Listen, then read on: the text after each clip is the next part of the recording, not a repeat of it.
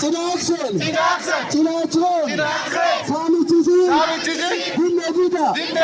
Baaree Arsin. Lafteen. Uummateen. Saamichisa. Dinnedida.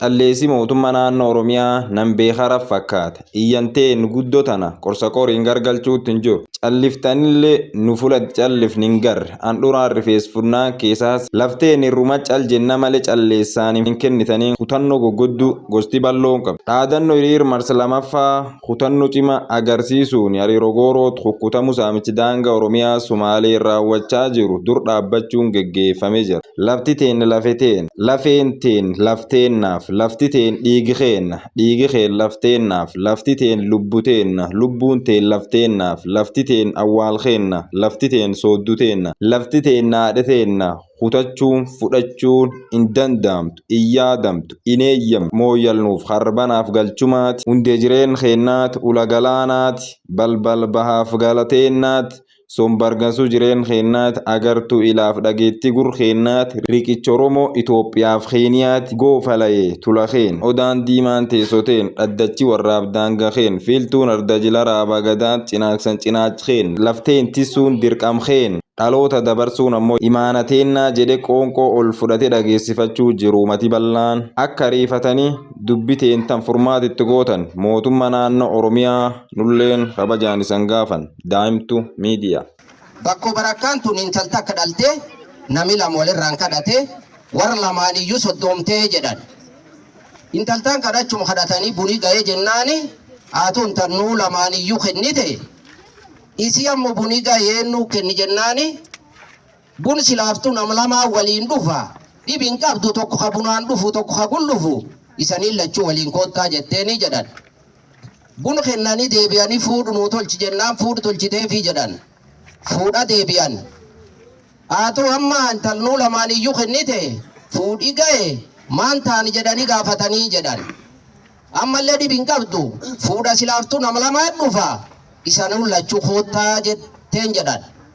Dhufanii gollu bulan galgal gollu bulan kaan intal diirame baaniini. Haatoo hammi intal fuudhaa dhumne akkam fuudhan eenyutti fuudhaa nu nama lamaa jedhanii gaafatanii jedhan. Tulleen dhibiin qabdu intalti takka taatullee isan lama nam tokko guyyaa niitii taatu nam tokko halkana niitii taatu tun dhibiin qabdu tara walitti hin bu'in ameenaa jettedhan. Warri lamaanuu fuudhee dabreenii jedhanam. Akkuma kaan taraa guyyaa fi halkanii gargar ba'ee jedhan niitom isaanii. Amma mucaa tokko dhaltee jedhan. Mucaa wal falmanii jedhan. Mucaa warri wal falmakaani haatoo intalnuu lamaanii walti kennite mucaan dhalate la mucaa wal falmine furmaatu nuu laadhii jedhaniin jedhan. Isi yaanin talisanii kenne mucaa nam dhalchin beeku nami guyyaa dhalchuuf nami halkanii dhalchin beeku an danda'ee murteen kennu. Intala sanii kenne na bira yaa jettee jedhan. Amma jaarroleetti itti naanna'e dubbiin jaarrolee geette. Jaarroleen dadhabdee durii walti naqanii. Amma mucaa nam tokkoo kennite isii nam tokkoo kennite jennaani nami dhiira nami mucaa kennaniifi tokkochi gandorna tolchi jedhedhan. Mammaassi tokkochi gandorna tolchi jedhu gaafas ba'ee jedhan. Kaalleen ka isii kennaan intala kennaniif kaanii ala garaan dhibbaa jedhee jedhan. Alaan garaan dhibbaallee gaafas ba'ee warri sun akkasiin gargar baasee jedhan. Wanni magaal mooyyale kanaan Oromiyaa hamaa magaal takkatti xiqqees alaabaan lamee jitu shirgisetii pelleef hojjatteetti agammaan nurraan bayin. Mootummaan yeroo kana furmaatiin kenni jenne irrenne daangaa sararaa adoo eenyu mootummaan naannoo Sumalee labsii aara baasee aanolee aara lallabatee magaal guddoo naannoo isaanii tanaan nuun bultu mooyyal tolche. Amma nu akkuma bakko bara hojjatan nurraatti hojjatan yoo nu irraa wallamnu walin adina qof jedhan walin adinaan falin taatu tabooranan jedhan ta Oromooti ta Somaleeti fuma Oromoon kajeelteen jedhan shiri gaaf duri kaan nu guldeeme ardhaan nu bayi.